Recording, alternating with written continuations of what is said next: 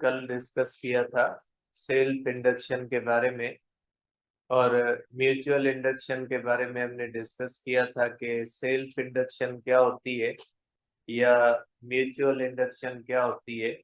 उसके बारे में हमने कल डिस्कस किया था। उसके कुछ जो है वो क्वेश्चंस हैं, उनको लास्ट में डिस्कस करते हैं। पहले दो छोटे टॉपिक्स हैं इसी जनरेटर से, पहले उसको डिस्कस कर लेते हैं।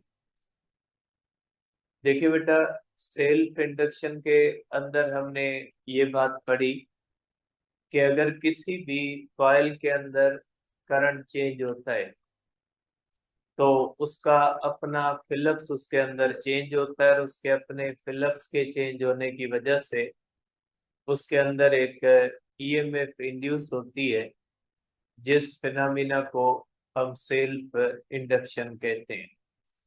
तो उसके अंदर ये जो सेल्फ इंडक्शन थी, इसके अंदर बैक ईएमएफ बनती है। तो बैक ईएमएफ के बनने का काज क्या था? बैक ईएमएफ के बनने का काज था फ्लक्स का चेंज होना, और फ्लक्स के चेंज होने का काज कौन सा था? करंट का चेंज होना। तो इसका मतलब ये हुआ कि अगर किसी भी कॉइल के अंदर करंट चेंज होगा तो उसके नतीजे में फ्लक्स चेंज होगा, और अगर फ्लक्स चेंज होगा तो उसमें ईएमएफ इंड्यूस होगी। और जो इंड्यूस्ड ईएमएफ होती है वो हमेशा एक्सटर्नल ईएमएफ को अपोज करती है। जब एक्सटर्नल ईएमएफ करंट को बढ़ाने की कोशिश करती है तो इंड्यूस्ड ईएमएफ उसको कम करने की कोशिश करती है, और जब एक्सटर्नल ईएमएफ करंट को कम करने की कोशिश करती है तो इंड्यूस्ड ईएमएफ उसको बढ़ाने की कोशिश करती है। इसी तरह से सेल्फ इंडक्शन के बाद हमने म्यूचुअल इंडक्शन के अंदर देखा था कि प्राइमरी कॉइल को हम चेंजिंग करंट देते हैं, जिसकी वजह से फ्लक्स जो चेंज होता है वो सेकेंडरी के अंदर होता है। सेकेंडरी के अंदर एक ईएमएफ इंड्यूस होती है। तो म्यूचुअल इंडक्शन के अंदर जो सेकेंडरी के अंदर ईएमएफ इंड्यूस होती है वो अपोज, क्योंकि सेकेंडरी के अंदर तो होती है कि ईएमएफ है, लेकिन प्राइमरी जो हमारे पास सेल्फ इंडक्शन में एक कॉइल थी, हमने दी भी ईएमएफ उसी को थी, और इंड्यूस्ड ईएमएफ भी उसी के अंदर बनी थी। तो इंड्यूस्ड ईएमएफ ने उसी कॉइल के अंदर जो एक्सटर्नल ईएमएफ थी उसको अपोज किया था। लेकिन म्यूचुअल के अंदर देखें, म्यूचुअल के अंदर हम देते हैं प्राइमरी को है, और इंड्यूस्ड ईएमएफ किस में बनती है? सेकेंडरी। सेकेंडरी में तो सिर्फ होती ही सिंगल है, एक ईएमएफ होती है, तो वो किसको अपोज करेगी? According to the Lenz's law. तो जो सेकेंडरी के अंदर ईएमएफ इंड्यूस होती है ना, वो प्राइमरी की ईएमएफ को अपोज करेगी। जो सेकेंडरी के अंदर ईएमएफ बनती है वो अपोज किसको करेगी? प्राइमरी की ईएमएफ को अपोज करेगी। ठीक है ना? इसीलिए हम म्यूचुअल इंडक्शन के अंदर भी जो सेकेंडरी के अंदर ईएमएफ बनती है उसको बैक ईएमएफ कह सकते हैं, क्योंकि जो सेकेंडरी के अंदर बनने वाली ईएमएफ होती है वो बेसिकली किसको अपोज करती है? प्राइमरी वाली ईएमएफ को अपोज करती है।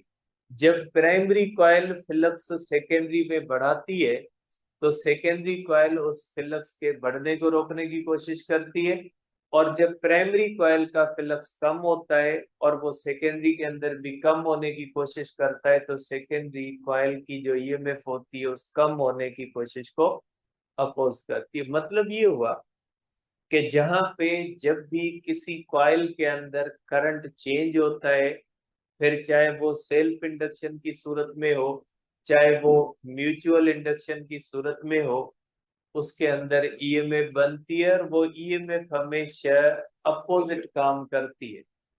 ठीक है? तो पहला टॉपिक जो आज होगा वो हमारा होगा नॉन इंडक्टिव वाइंडिंग। अब ये नॉन इंडक्टिव वाइंडिंग क्या होती है या किसको कहा जाता है बेटा? देखिए बेटा, हमारे पास आज होगा जो फर्स्ट टॉपिक होगा वो हमारा होगा non inductive winding. Non inductive winding. अब ये नॉन इंडक्टिव वाइंडिंग होती क्या है बेटा? देखिए, कभी कभी हमें कहीं कहीं पे कॉइल इस्तेमाल करनी पड़ती है। मुख्तलिफ डिवाइसेस होते हैं जिसके अंदर हमें कॉइल्स इस्तेमाल करनी पड़ती है, और उन कॉइल्स के अंदर करंट को चेंज भी करना पड़ता है। और जब कॉइल्स के अंदर हम करंट चेंज करते हैं तो वहां पे इंडक्शन भी न हो, ये भी जरूरी होता है। ठीक है, हमने सेल्फ इंडक्शन के अंदर और म्यूचुअल इंडक्शन के अंदर ये देखा कि जब किसी भी कॉइल के अंदर करंट चेंज होगा, ईएमएफ इंड्यूस होगी। लेकिन अगर हमारे पास एक ऐसी कंडीशन आ जाए जिसके अंदर हमें एक कॉइल भी चाहिए जिसके अंदर करंट भी चेंज हो, और करंट चेंज होने के बाद भी उसमें इंडक्शन न हो, तो फिर हम उसको किस तरह से बनाएंगे। तो ऐसी कॉइल्स भी होती है जिनके अंदर करंट भी चेंज होता है, और करंट के चेंज होने के बाद उनके अंदर इंडक्शन भी नहीं होती। तो ऐसी कॉइल्स जिनके अंदर करंट के चेंज होने के बावजूद भी उनके अंदर इंडक्शन न हो, तो ऐसी कॉइल्स को हम कहते हैं नॉन इंडक्टिव वाइंडिंग।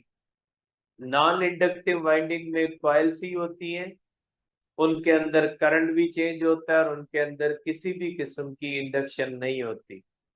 और ये आपके बुक के अंदर इसका एग्जाम्पल दिया गया है कि ये ब्रिज सर्किट्स के अंदर इस्तेमाल होती है। ब्रिज सर्किट जो होता है वो रेजिस्टेंस को मेयर करने के लिए इस्तेमाल किया जाता है, जिसके अंदर आपको पता है R1 है, R2 है, R3 और R4 है।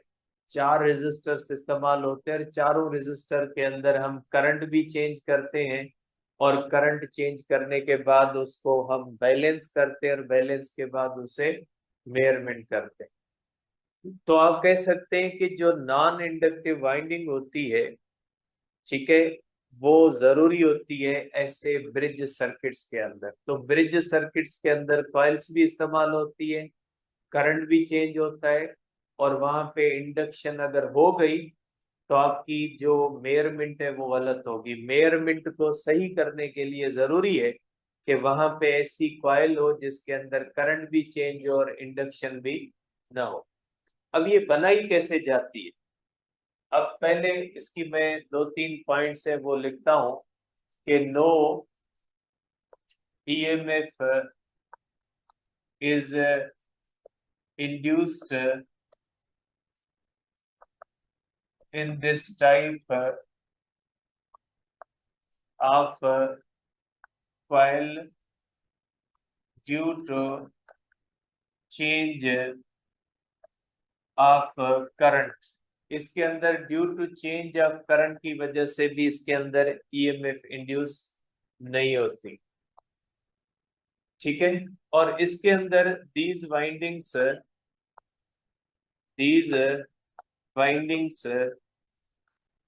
are used in bridge circuits. Bridge circuits जो होते हैं बेटा, वो रेजिस्टेंस को मेयर करने के लिए इस्तेमाल किए जाते हैं, और इस मकसद के लिए wire is double folded.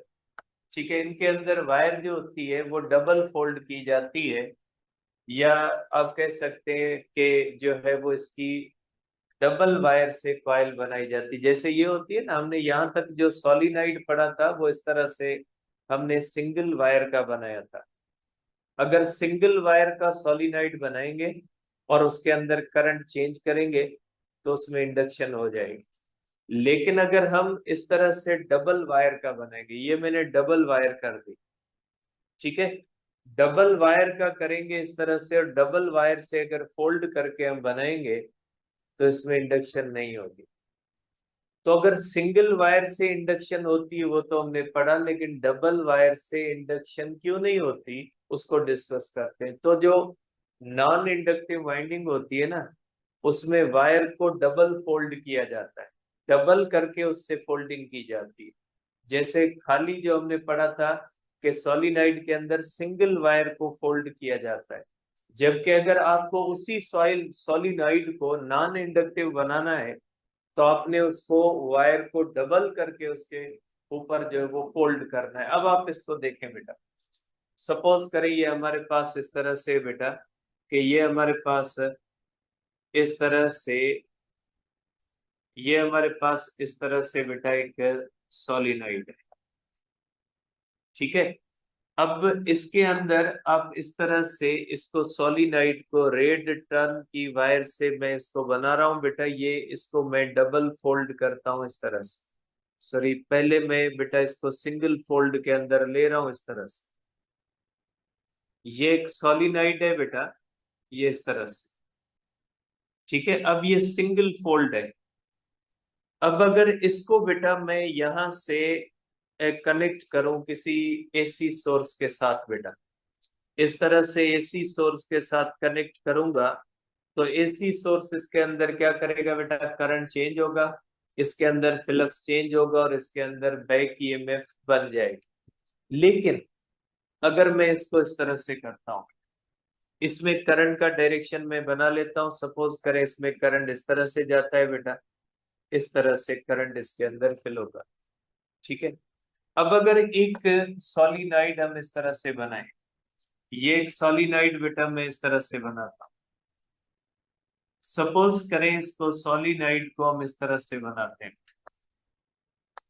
Double wire से बनाते हैं। अगर इस तरह से बेटा हम इसको सॉलिनॉइड को बनाएं,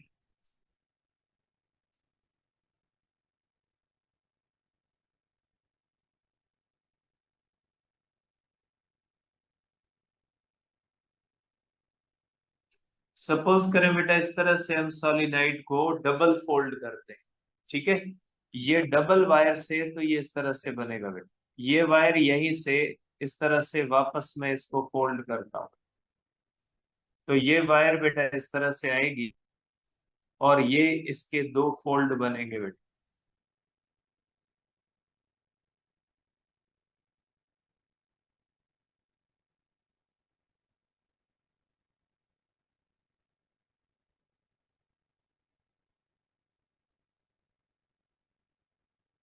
इसके इस तरह से दो फोल्ड बनेंगे बेटा, ठीक है। अब देखिए बेटा, अगर ये सिंगल फोल्ड है तो क्या होगा बेटा, अगर इसके अंदर ये सिंगल फोल्ड है और इसमें करंट का डायरेक्शन अपवर्ड है, ये कौन सा होगा बेटा, नॉर्थ, और ये कौन सा होगा, साउथ। नॉर्थ से लाइन निकल के कहां पे जाएगी, साउथ में, इस तरह से। अगर यहाँ पे करंट बढ़ेगा तो यहाँ पे फ्लक्स बढ़ेगा, अगर यहाँ से करंट कम होगा तो यहाँ पे फ्लक्स क्या होगा बेटा, कम होगा, और इसके अंदर इंडक्शन हो जाएगी, ठीक है। अब इसके अंदर देखें, इसके अंदर जो रेड फोल्ड है बेटा, इसके अंदर आप कर सकते हैं बेटा कि ये जो रेड फोल्ड है बेटा, इसको आप इस तरह से कर सकते हैं,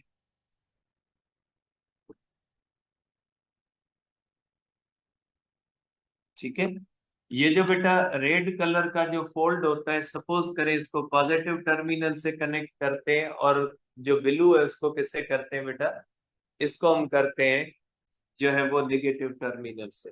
तो ये जो रेड कलर का फोल्ड होगा, इसमें करंट अपवर्ड जाएगा, और यहाँ पे भी अपवर्ड जाएगा बेटा, और यहाँ पे भी करंट अपवर्ड जाएगा, और यहाँ पे करंट का डायरेक्शन कौन सा होगा बेटा, डाउनवर्ड होगा। ये करंट यहाँ से होता हुआ वापस आएगा बिल्लू के अंदर, बिल्लू के अंदर करंट का डायरेक्शन ये होगा बेटा, ठीक है। बिल्लू के अंदर करंट का डायरेक्शन ये होगा, और यहाँ से करंट बाहर आएगा। रेड के अंदर करंट अंदर जाएगा इस तरह से बेटा, रेड में करंट ऊपर की तरफ जाएगा, वही करंट रेड से होता हुआ जब यहाँ पे बिल्लू से वही सेम करंट इस तरह से वापस आएगा। तो अगर आप रेड के हिसाब से देखते हो, अगर आप रेड के हिसाब से देखते हो, तो रेड के हिसाब से ये नॉर्थ बनता है, और रेड के हिसाब से ये साउथ बनता है।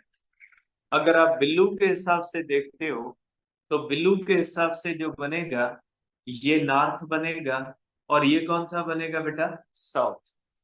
तो इस तरह से जब आप इसको डबल फोल्ड करते हो, तो एक अगर रेड कंडक्टर के अंदर करंट अपवर्ड है तो वहीं पे साथ में पड़े हुए ब्लू के अंदर करंट का डायरेक्शन कौन सा होगा? डाउनवर्ड। जहां पे रेड का नॉर्थ होगा वहां पे ब्लू का कौन सा होगा? साउथ होगा। और जहां पे रेड का साउथ होगा वहां पे ब्लू का नॉर्थ होगा। ठीक है। अब यहाँ पे जो रेड की नॉर्थ की लाइनें होंगी वो ब्लू के साउथ के साथ एंगेज हो जाएंगी, और यहाँ पे जो ब्लू के नॉर्थ की लाइंस होंगी वो रेड के साउथ के साथ एंगेज हो जाएंगी। ये लाइनें यहाँ पे एंगेज हो जाएंगी, ये लाइनें यहाँ पे एंगेज हो जाएंगी, इसलिए कोई भी इसका फ्लक्स नहीं बनेगा। इसमें अगर आप रेड में करंट बढ़ाओगे तो वही सेम करंट ब्लू के अंदर आता है, तो वही करंट किसके अंदर बढ़ेगा? ब्लू के अंदर। रेड में करंट बढ़ेगा तो ब्लू के अंदर भी बढ़ेगा। नतीजा ये निकलेगा कि किसी भी किस्म का फ्लक्स बनेगा ही नहीं, क्योंकि नॉर्थ और साउथ जब साथ होते हैं ना तो फिर जैसे हमने टोराइड के अंदर देखा ना कि उसका फ्लक्स बाहर नहीं आता, इसलिए नहीं आता कि उसके नॉर्थ और साउथ क्या होते हैं? आमने सामने होते हैं, तो नॉर्थ से लाइनें निकल के किस में चली जाती है? साउथ में।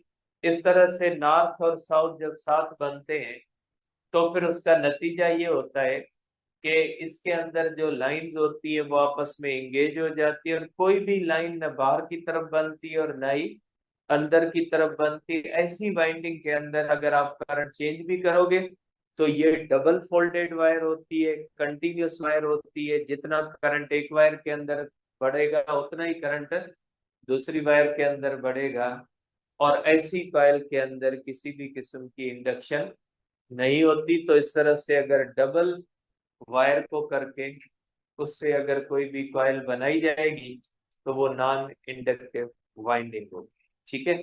अब इसके बाद दूसरा छोटा सा टॉपिक है जिसके अंदर हम पढ़ेंगे बेटा मोशनल ईएमएफ। मोशनल ईएमएफ बेटा, कल आपकी बेटा टेस्ट है। ठीक है, फिजिक्स की प्रैक्टिस टेस्ट होगी आपकी बेटा कल। जो आपकी जीटी है ना, जो जीटी के अंदर टॉपिक्स हैं फुल टॉपिक से कल आपकी जो है वो टेस्ट होगी। मैं आपको ग्रुप के अंदर टाइम मैसेज कर दूंगा। जो भी टेस्ट देना चाहता है वो टेस्ट के लिए आ जाए बेटा। मैं कल आपको ग्रुप के अंदर शाम के टाइम पे होगी, तो ग्रुप के अंदर मैं मैसेज कर दूंगा। ये उन्हीं टॉपिक्स में होगी जो आपके जो जीटी की डेट 27 है, कौन सी 29 है, 29 के ऊपर जो बेटा जीटी होगी ना उन्हीं टॉपिक से जो है वो आपकी टेस्ट होगी बेटा। ठीक है। तो बेटा ये मोशनल ईएमएफ होती है। मोशनल ईएमएफ क्या होती है या मोशनल ईएमएफ किसको कहा जाता है? तो आप इसको इस तरह से कहोगे बेटा, आप इसको कहोगे बेटा कि EMF induced, EMF induced in conductor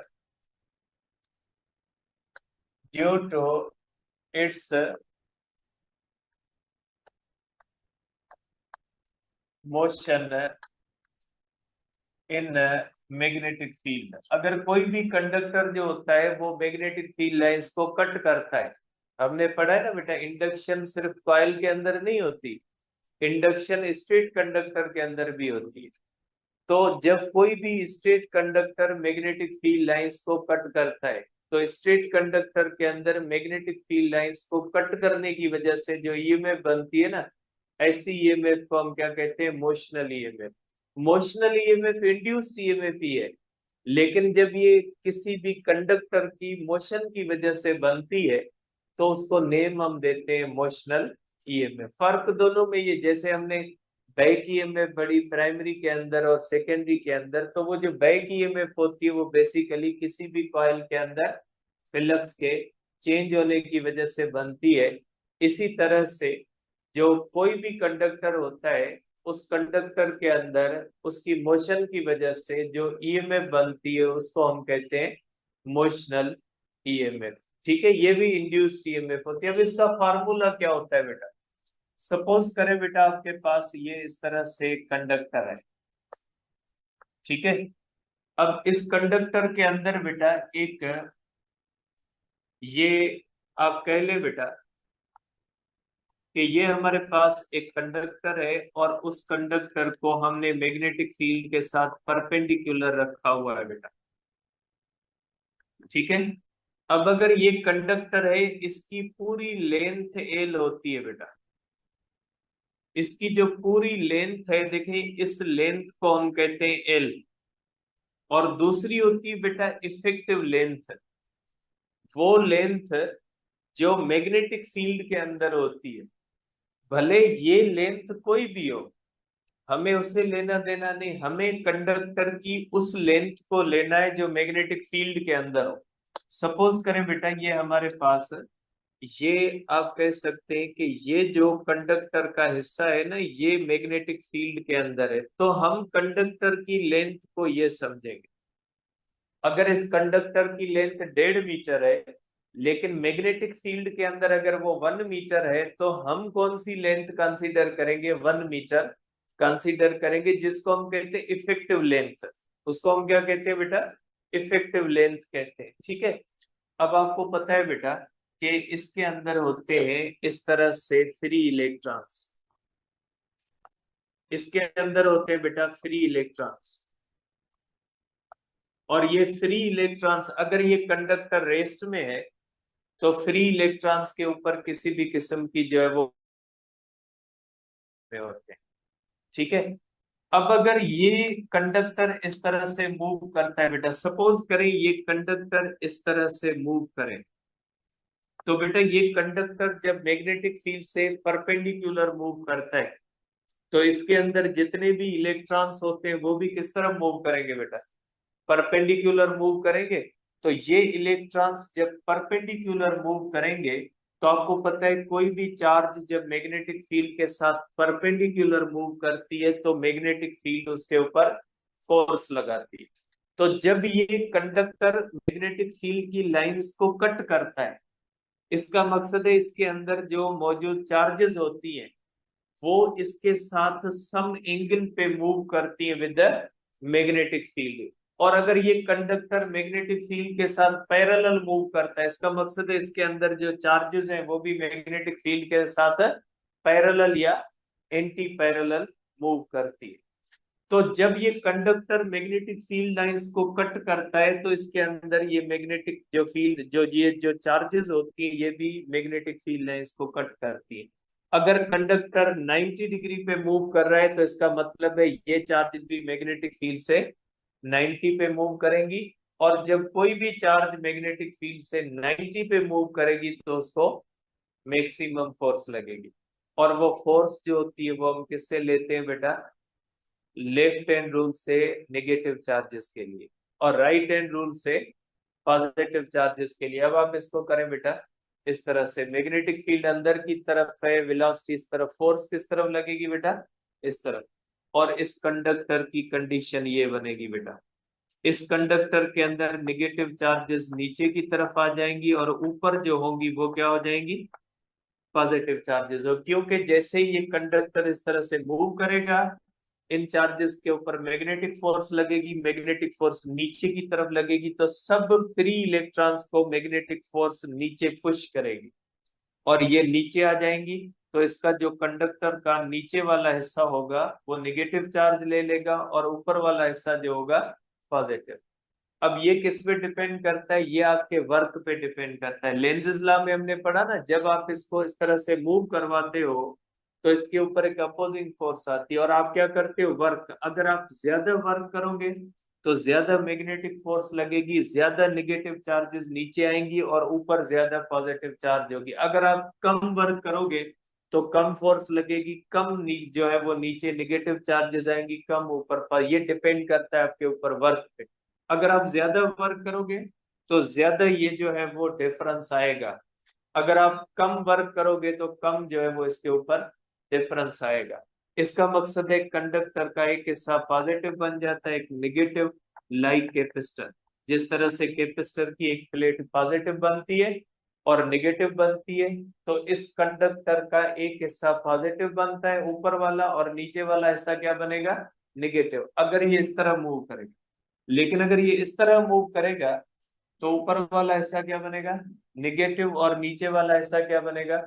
positive potential difference होगा, और ये जो पोटेंशियल डिफरेंस होता है ये ईएमएफ होता है, और ये बन जाता है work per unit charge. Work होता है आपको पता है बेटा force into displacement upon charge, और चार्जेस के ऊपर जो फोर्स होती है वो होती है q v B sine theta, और डिस्प्लेसमेंट एल के बराबर होता है अपन क्यू होती है क्यू क्यू में कैंसल। तो इसके अंदर जो मोशनल ईएमएफ होती है वो होती है v B L sine theta. ठीक है, तो किसी भी कंडक्टर के मोशन की वजह से जो उसके अंदर ईएमएफ बनती है, ऐसी ईएमएफ को हम क्या कहते हैं बेटा, मोशनल ईएमएफ। और ये डिपेंड किस पे करती है बेटा, ये डिपेंड करती है, डिपेंड्स अपॉन बेटा वेलोसिटी या स्पीड पे बेटा, और दूसरा डिपेंड करती है स्ट्रेंथ ऑफ बी पे बेटा, और तीसरा किस पे डिपेंड करती है, लेंथ। लेंथ कौन सी बेटा, इफेक्टिव। और चौथा किस पे डिपेंड करती है बेटा, angle between v and B बेटा। और ये मैक्सिमम कब बनेगी बेटा, मैक्सिमम तब होती है जब theta is equal to 90 degree, और जीरो कब होती है जब theta is equal to 0 degree और 180 डिग्री। जब कोई भी कंडक्टर पैरेलल या एंटी पैरेलल मूव करेगा तो ये ईएमएफ क्या हो जाएगी, जीरो। और जब परपेंडिकुलर मूव करेगा तो ये ईएमएफ क्या हो जाएगी बेटा, मैक्सिमम ईएमएफ होगी। तो ये भी इंड्यूस्ड ईएमएफ ही है, लेकिन क्योंकि ये कंडक्टर की वजह से होती है इसलिए हम इसको कहते हैं मोशनल ईएमएफ। ठीक है, अब इसके बाद एसी जनरेटर है बेटा, और एसी जनरेटर जो होता है वो आपके पीएमडीसी के सिलेबस में डायरेक्ट मेंशन है। कुछ ऐसे टॉपिक्स होते हैं जो डायरेक्ट मेंशन होते हैं, कुछ ऐसे टॉपिक्स होते हैं जो डायरेक्ट मेंशन नहीं होते। तो ये जो एसी जनरेटर है ये पीएमडीसी के सिलेबस में डायरेक्ट मेंशन है। इंशाल्लाह कल करेंगे, बड़ा टॉपिक है। आज कुछ क्वेश्चंस हैं वो इसके म्यूचुअल इंडक्शन